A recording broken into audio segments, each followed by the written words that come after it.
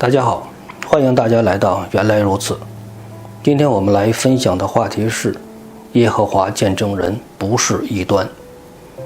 关于耶和华见证人的话题，我本想过一段时间再来讨论，不过这几天的查经中看到了关于见证人的相关经文，所以就先跟大家聊一聊这个话题吧。不过我觉得关于耶和华见证人一期节目肯定是聊不完的，我暂时也不想做相关话题的系列节目，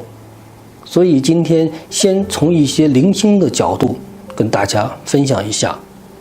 不过今天的话题是耶和华见证人不是异端，大家不要觉得奇怪。一般来说，主流基督教给他们的定义是耶和华见证人是异端教派，但是我觉得大家应该有一些独立的思维，并不是说大家所公认的就一定是对的。即便是维基百科上面的东西，我们也应该查验一下，因为基督徒不应该用这个世界的标准来评断是非，我们要用基督信仰的真理看待世界。所以今天我们要重新定义一下这个耶和华见证人。不过我们看事情需要两面性，耶和华见证人肯定有很多错谬的地方，但是也有其值得我们学习的地方。您别奇怪，今天的主流基督教并不完美，有时间我们也需要向世界学习。所以接下来我们还得先说一说人家耶和华见证人好的一方面。不过这个好并不一定是真的好，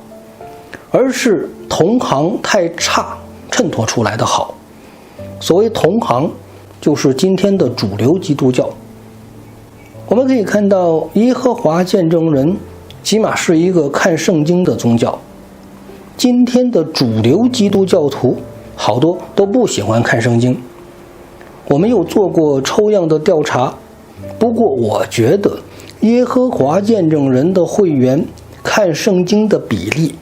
一定比主流基督教徒要高很多，这一点做的就比大部分基督徒要好。另外，耶和华见证人的事工做的也不错，起码人家真的有一颗传福音的心，不管人家传的对还是不对，起码是比较有热心的。反衬主流基督教，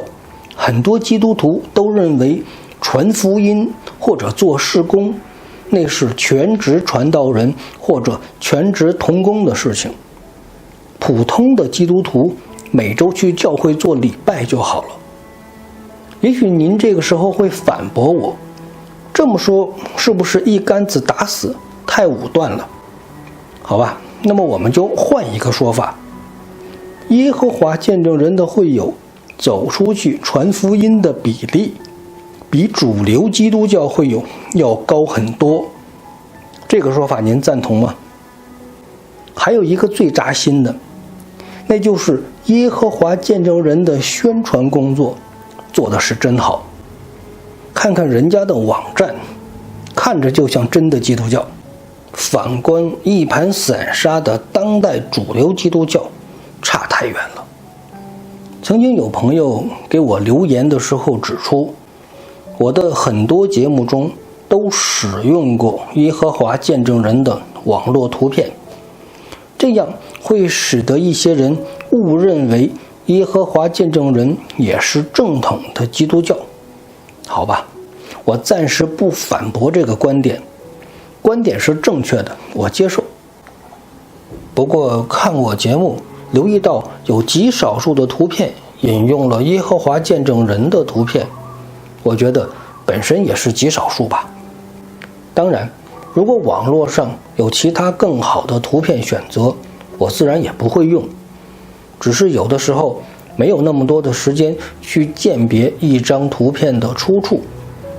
在这里呢，我也真的希望我们主流基督教，不管是机构还是个人，有绘画能力的还是应该发挥自己的恩赐，多多画一些圣经故事的插图，这样我的选择也会多一些。总之，耶和华见证人在面子上绝对做的是很好。另外，根据我与一些与耶和华见证人有过交集的朋友聊天，耶和华见证人的会友对自身的要求还是很高的。当然，一些深层的内幕我不了解，我们也不去猜测，起码表面上人家做的真的是不错。好吧，好的一面我们就先说到这里，接下来我们说问题。首先，耶和华见证人与基督教最大的不同，就是基督教信仰的核心就是上帝降世为人，也就是我们通常所说的道成肉身。耶稣就是神，就是上帝，所以基督教也被称为耶稣教。而耶和华见证人只相信耶和华是上帝。至于耶稣，耶和华见证人认为耶稣只是上帝指派的一个人类的管理者。所以上帝是上帝，耶稣是耶稣，上帝与耶稣是从属关系，或者说耶稣也是一个受造物，是一个比人类更高等的受造物。耶稣是全人类的君王。从这一点来看，耶和华见证人的信仰体系与基督教是完全不一样的，基本上可以与犹太教、伊斯兰教放在一类了。犹太教中的耶稣是一个传异教的巫师，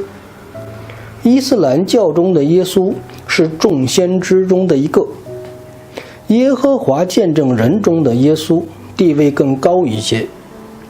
他们的圣经根据是约翰福音14章28节，你们听见我对你们说了，我去还要到你们这里来。你们若爱我，因我到父那里去，就必喜乐，因为父是比我大的。通常来说，父就是指旧约中提到的耶和华，所以这里父是比我大的，耶和华见证人就拿这一句证明耶和华和耶稣是父子关系。通俗一点说，这就是两个人。但是耶和华见证人不会去解释约翰福音第10章30节我与父原为一。其实耶和华见证人这种错谬的观点在公元4世纪已经开始出现了。他们认为耶稣是万物中最尊贵的被造物。不过圣经已经清清楚楚地告诉大家，耶稣就是神，除非他们装着看不见圣经中这一段，否则这个没有办法解释。我曾经在节目中跟大家分享过，西方人不能理解的就是道成肉身。耶稣明明作为一个人的形式来到地球，在很多西方人的眼里，神变成人，并且有人神二性，这个是不能理解的。而我们东方人理解道成肉身基本上是没什么问题的，因为我们有投胎转世的传统思想。我们不能明白的是自有永有，所以直到现在还有很多人会问，世界是上帝创造的，那么上帝又是谁创造的呢？我们是不能够理解上帝从一开始就在那里了。所以耶和华见证人总体上比较适合西方人的胃口。耶和华见证人在东方国家的传播情况并不理想。耶稣作为上帝在人世间的一种存在形式，一定在某些层面上受到这个世界维度的局限，所以父比子大，这个并没有太大的理解障碍。如果您还不能懂，可以看我之前分享的关于三位一体的节目，而耶和华见证人不相信耶稣是上帝这件事情，基本上可以看作与基督教划清了界限。另外，耶和华见证人与基督教最大的差别就是对于死亡的认识。耶和华见证人主张人死了就不存在了，就是所谓的灰飞烟灭。他们支持的圣经经文是诗篇146篇第4节。耶和华见证人给出的译本是：人一断气就归回尘土，他的思想当天就消灭。看上去真的有灰飞烟灭的意思。不过当我们查找自己手上圣经的时候，却发现我们的圣经不是这么写的。诗篇146篇第4节新译本：他们的气一断就归回尘土，他们所计划的当天就幻灭了。我们先看第一句，断气就归尘土，乍一看好像人死变成一把灰尘的意思。不过这是世人的思维，看过圣经的基督徒都知道，创世纪中记载，上帝用地上的尘土造人，所以人死身体也归回尘土，这个是很好理解的。关键是耶和华见证人篡改了第二句的翻译，他的思想消灭了，给人的感觉就是人能思考的灵魂也不在了，给人一种魂飞魄散的感觉。但是原文中这个词是计划、谋划、打算的意思。人死了，当然你所盘算的事情也就终止了，这个很好理解。诗篇这段经文写的是以色列人亡国被掳时期的事情，教导大家这个时候要依靠上帝，不要依靠权贵，也不要依靠世人，因为你依靠的人死了，你就没得依靠了。所以人依靠上帝才是正确的选择。耶和华见证人在圣经的文字上动了手脚，一个词的篡改可以改变整句话的意思。这就是为什么耶和华见证人的网站上所有引用的圣经章节，只要你一点击一下，就给你显示这段经文的内容，因为他们不希望你查阅正确的圣经译本，他们希望你看到的是他们篡改的圣经译本，这是一种极其恶毒的做法。所以耶和华见证人的圣经看上去与基督教的圣经章节是一样的，但是他们的翻译不一样。如果说篡改了圣经的翻译，本质上耶和华见证人的圣经与我们所看的圣经是不一样的。耶和华见证人的圣经就不是我们看的圣经了，而是另外的一本圣经。这也就解释了为什么耶和华见证人的会友不能明白圣经正确的启示，因为他们看的圣经和我们的本就不一样。所以一个不忠实原文的圣经译本所传达的信息也一定是错误的。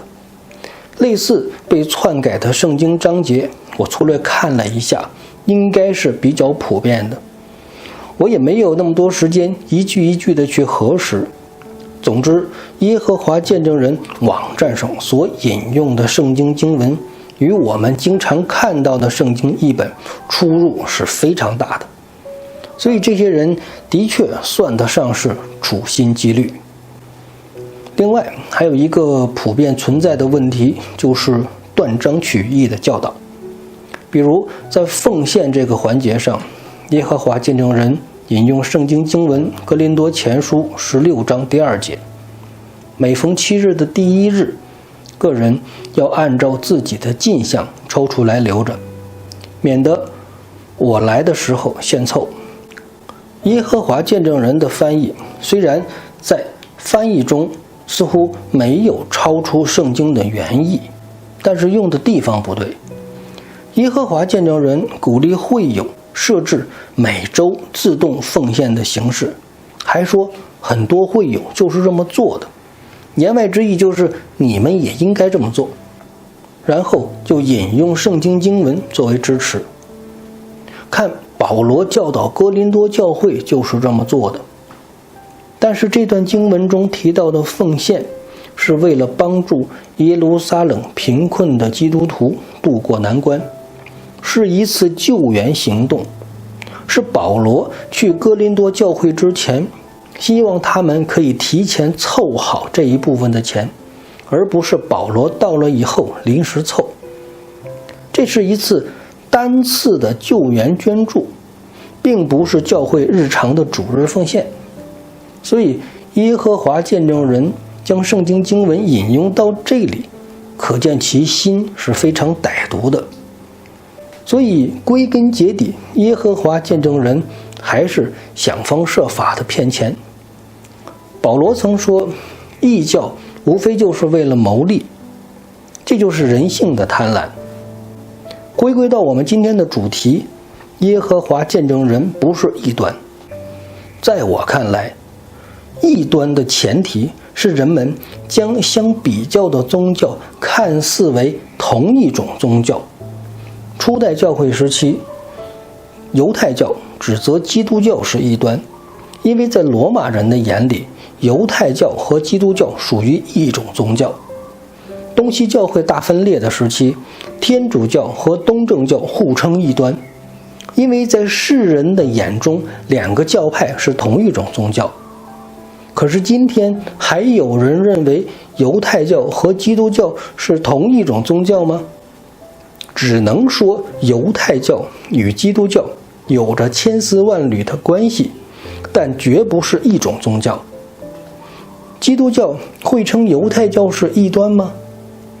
不会，因为对于基督教而言，犹太教是属于异教，是另外一种宗教。那么今天耶和华见证人与基督教是同一种宗教吗？肯定不是。基督教相信耶稣基督是神，耶和华见证人相信耶稣是一个人。